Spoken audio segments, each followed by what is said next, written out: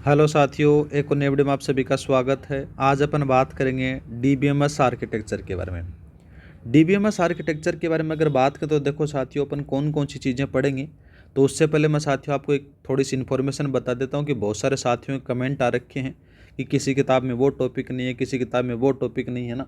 तो साथियों अपन क्या करेंगे, आप कमेंट कर देना। अगर जो भी टॉपिक आपको नहीं मिलता है उसकी क्लासेस तो आपको वैसे ही मिल जाएंगी। और मैं अपन यहाँ पर साथियों कंप्लीट आपका जो सिलेबस है सेकंड पेपर का, उसका अपन सारा डिस्कस करने वाले हैं, ठीक है। और जो पहला पेपर है जीके जीएस वाला मेरे भाई, उसके लिए साथियों अपन एक एमसीक्यूज वाली श्रृंखला चलाएंगे, जिससे उसमें आपका बेड़ा पार हो जाएगा। और रही बात आपके लिए साथियों कौन सी, जो इंग्लिश वाले साथी हैं जिनको थोड़ी सी प्रॉब्लम आ रखी है हिंदी लैंग्वेज के अंदर से, तो साथियों मैंने इंग्लिश वर्जन के अंदर से इन सारे सब्जेक्टों की पीडीएफ फाइल टेलीग्राम पर शेयर कर दी गई हैं।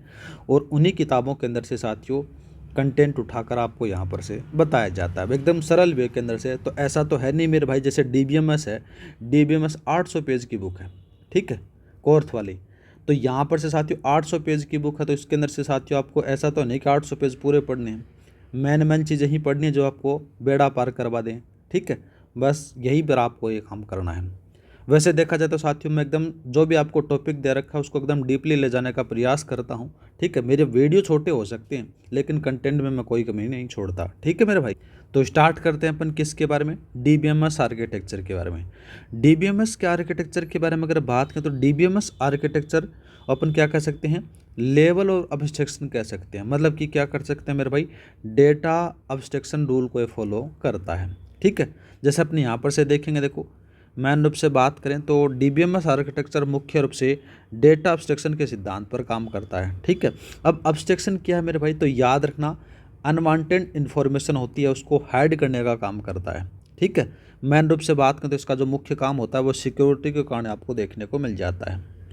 अब देखो इसके अंदर से आपको क्या देखने को मिलेंगे, इसमें से 3 भाग आपको देखने को मिलेंगे। 3 भाग कौन कौन से हैं मेरे भाई, तो सबसे पहले अपन बात करते हैं लेवल आर्किटेक्चर, दूसरा स्कीमा आर्किटेक्चर और तीसरा टीयर आर्किटेक्चर आपको देखने को मिल जाता है। इसको आप इंपॉर्टेंट लगा लो मेरे भाई, ठीक है। अब इन तीनों को अपन डिटेल से पढ़ने वाले हैं। लेवल आर्किटेक्चर के बारे में अपन थोड़ा सा चर्चा पहले करते हैं। लेवल आर्किटेक्चर के बारे में अपन बात करें, देखो साथियों ये रहा आपके पास में लेवल आर्किटेक्चर। लेवल आर्किटेक्चर में साथियों आपको 3 लेवल देखने को मिलेंगे। एक आता है व्यू लेवल। व्यू लेवल का नाम अपन क्या कह सकते हैं साथियों, हाई ऑर्डर कहते हैं। व्यू लेवल है साथियों यूज़र के सबसे नज़दीक होता है, याद रखना है। दूसरा जो होता है मेरे भाई कौन सा होता है, लॉजिकल लेवल, या फिर इसको अपन कह सकते हैं कॉन्सेप्चुअल लेवल, इसको कह सकते हैं। तीसरा अपन बात करें तो फिजिकल लेवल आपको देखने को मिलेगा, जिसको अपन बॉटम आपको देखने को मिलेगा, जिसको लो ऑर्डर कहा जाता है। और बाद में आपको सेकेंडरी स्टोरेज देखने को मिल जाता है। मुख्य रूप से अगर बात करते हैं तो साथियों लेवल आर्किटेक्चर होता है, ये कैसा होता है, बाई डायरेक्शनल होता है। मतलब कि साथियों इसमें से डेटा लिया भी जा सकता है, डेटा दिया भी जा सकता है, ये भी याद रखना है, ठीक है। अब सीधा सीधा आपसे सवाल पूछेगा कि व्यू लेवल कैसा है, तो हाई ऑर्डर है मेरे भाई। फिजिकल लेवल कैसा है, तो लो ऑर्डर है, याद रखना है। यूज़र के सबसे नज़दीक कौन सा होता है, व्यू लेवल होता है, ये भी याद रखना है, ठीक है मेरे भाई। और व्यू लेवल को ही साथियों एक्सटर्नल लेवल कहा जाता है। वो सारी चीज़ें अपन चर्चा करने वाले हैं। ये रहा आपके पास में, देखो व्यू लेवल, या फिर इसको कह सकते हैं मेरे भाई एक्सटर्नल लेवल, इसको कह सकते हैं।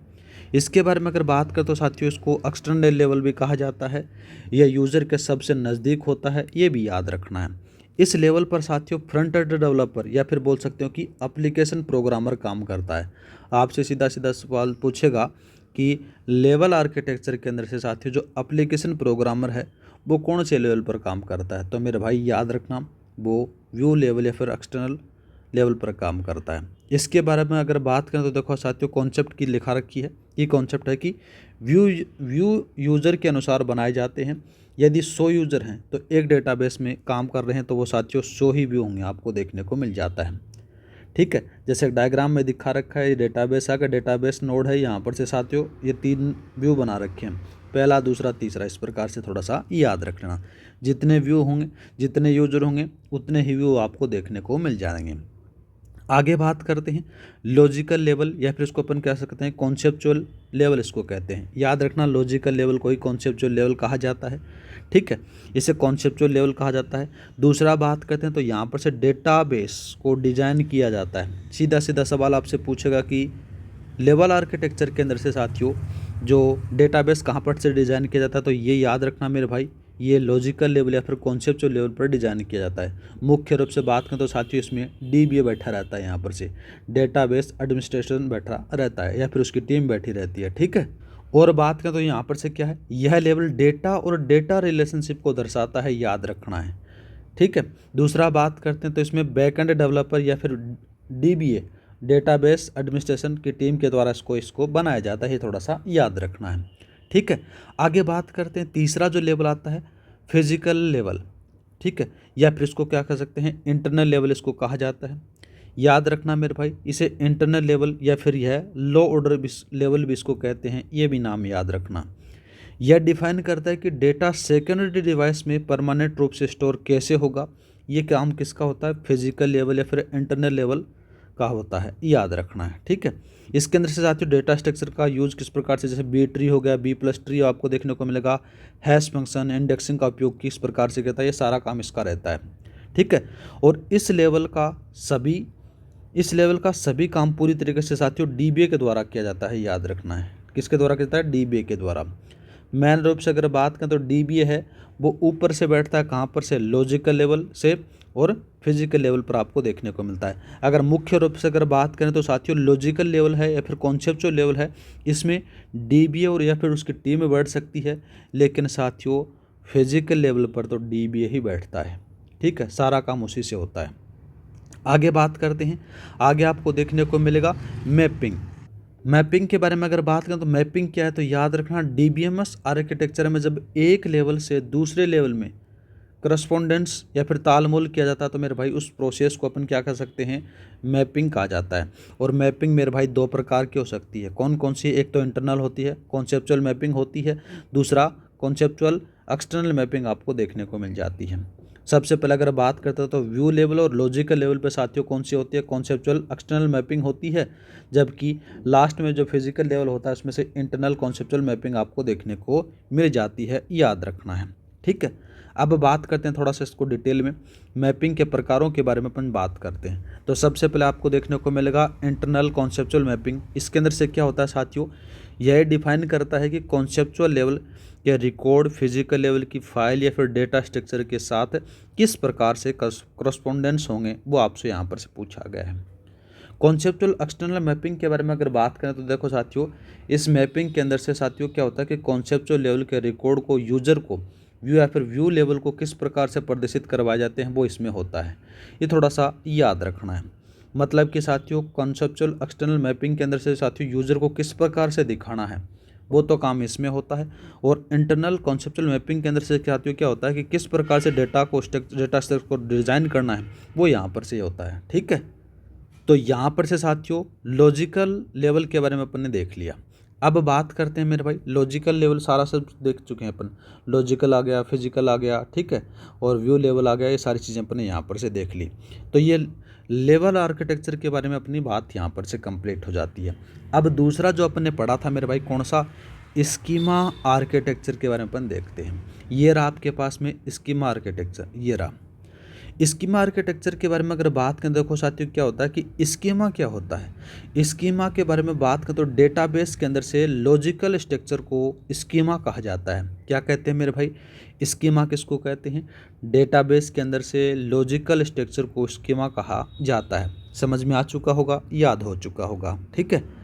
आगे बात करते हैं मेरे भाई, यहाँ पर से आगे लिखा गया कि लॉजिकल जो लेवल आर्किटेक्चर के सभी लेवल का जब लॉजिकल स्ट्रक्चर बनाया जाता है तो उसे स्कीमा क्या कहते हैं मेरे भाई, उसे स्कीमा या फिर स्कीमा आर्किटेक्चर कहते हैं, याद रखना है।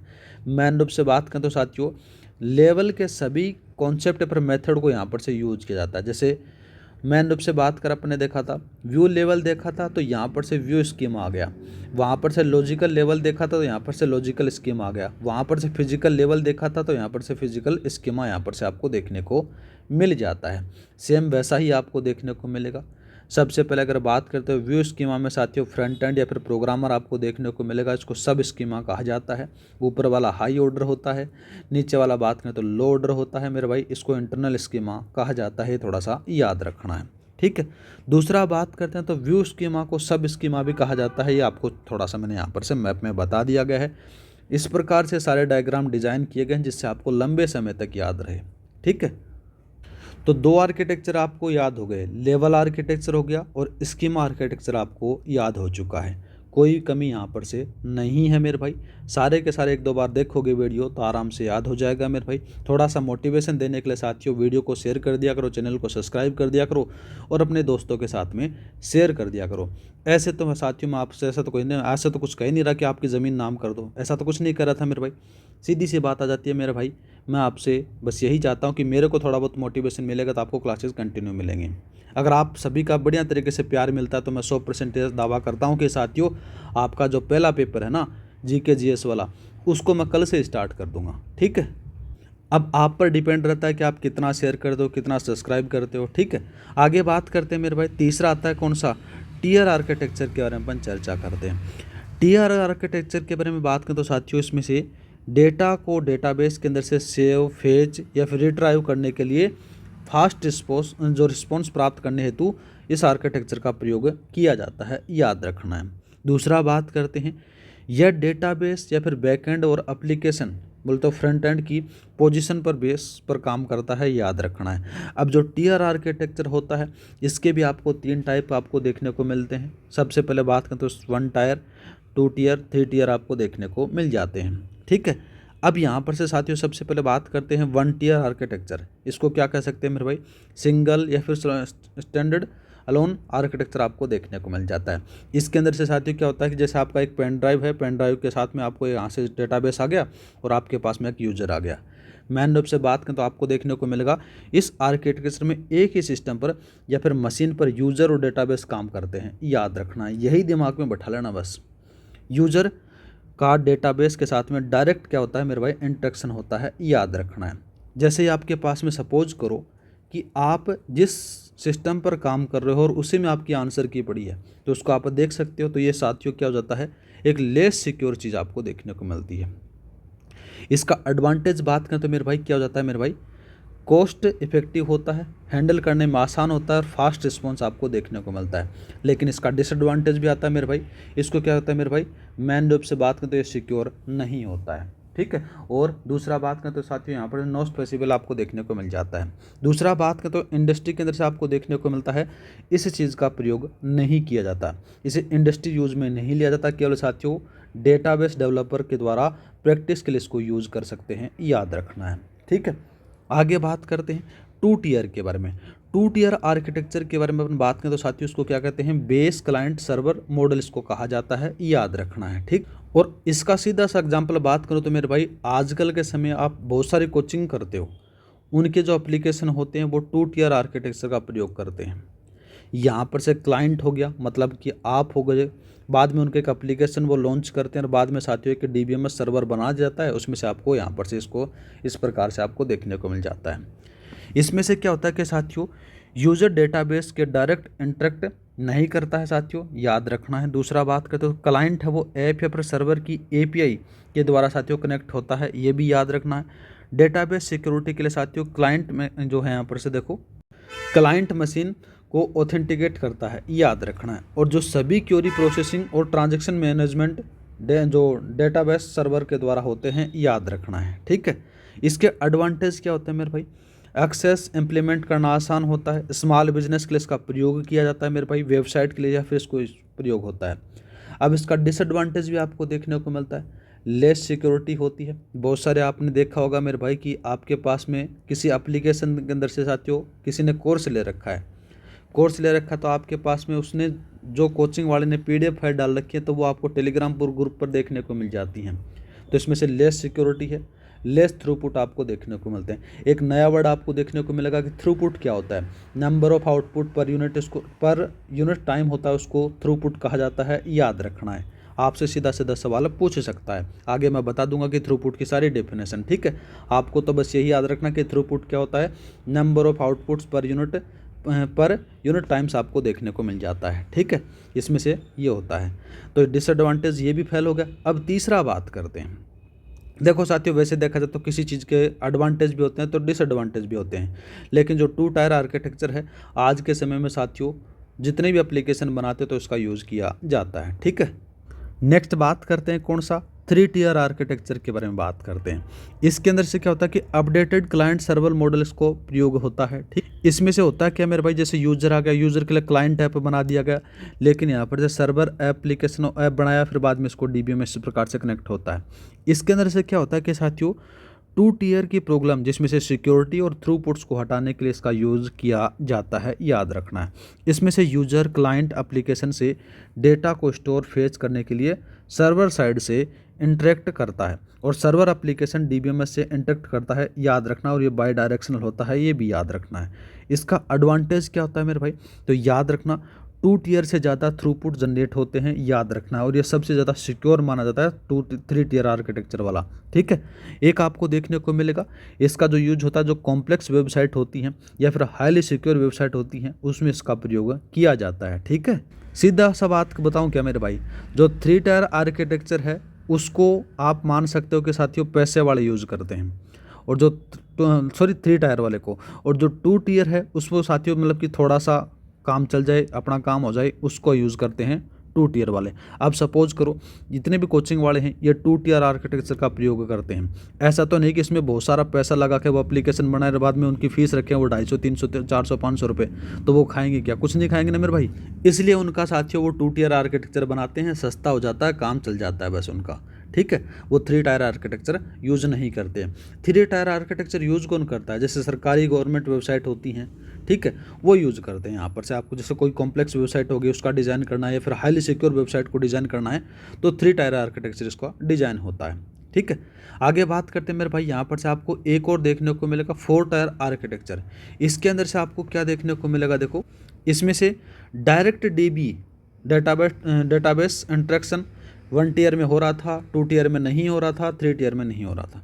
सिक्योरिटी और थ्रूपुट के बारे में बात करें तो मेरे भाई जो 1 टियर में था यहाँ पर से क्या लो कम थे, 2 टियर में मीडियम थे और 3 टियर में हाईएस्ट आपको देखने को मिलते हैं। प्राइमरी यूज़ केस के अंदर से बात करें तो मेरे भाई प्रैक्टिकल और लर्निंग आपको देखने को मिलता है। 2 टियर है ये स्मॉल बिजनेस और वेबसाइट के लिए बनाया जाता है, और जबकि 3 टियर है ये कॉम्प्लेक्स और सिक्योर वेबसाइट के लिए इसका प्रयोग होता है। एक और याद रखना मेरे भाई, थ्रूपुट है ये आपसे पूछ सकता है, तो number of outputs per unit times इसको कह सकते हैं मेरे भाई, याद रखना है। 3 टायर मैक्सिमम थ्रूपुट देता है, ये भी थोड़ा सा याद रखना है। तो साथियों आज अपने क्या क्या चीज़ें सीखा उसके बारे में अपन बात करते हैं। देखो साथियों लेवल आर्किटेक्चर के बारे में अपन देखा, जिसमें से view level, logical level, physical level अपने देखा, मैपिंग अपने देखी, स्कीमा अपने देखी, और साथ ही अपने क्या देखा 3 टायर आर्किटेक्चर देखा, 1 टियर, 2 टियर, 3 टियर के बारे में अपने यहाँ पर से ये देखा। तो साथियों जो डीबीएमएस आर्किटेक्चर की कहानी थी वो यहाँ पर से ख़त्म हो जाती है। मेरे वीडियो शॉर्ट आते हैं मेरे भाई, 18-18, 20-20 मिनट के वीडियो आते हैं, एक एक टॉपिक आपका वहाँ पर से कंप्लीट हो जाता है। अब जो नेक्स्ट वीडियो आएगा मेरे भाई उसमें अपन पढ़ेंगे जो डीबीएमएस की लैंग्वेज है उनके बारे में अपन चर्चा करेंगे, जिसमें से डीडीएल आ गया, डीएमएल आ गया, डीसीएल आ गया, टीसीएल आ गया, उनके बारे में अपन चर्चा करेंगे। ठीक है, दूसरा बात करें तो मेरे भाई जो पीडीएफ फाइल है वो आपको टेलीग्राम पर मिल जाएगी। टेलीग्राम का जो लिंक है वो डिस्क्रिप्शन में दिया गया है, वहाँ पर जाकर आप ज्वाइन कर लेना। हर क्लास की पीडीएफ वहाँ पर से आपको मिल जाती है मेरे भाई। मिलते हैं नेक्स्ट वीडियो में। जय हिंद, जय भारत।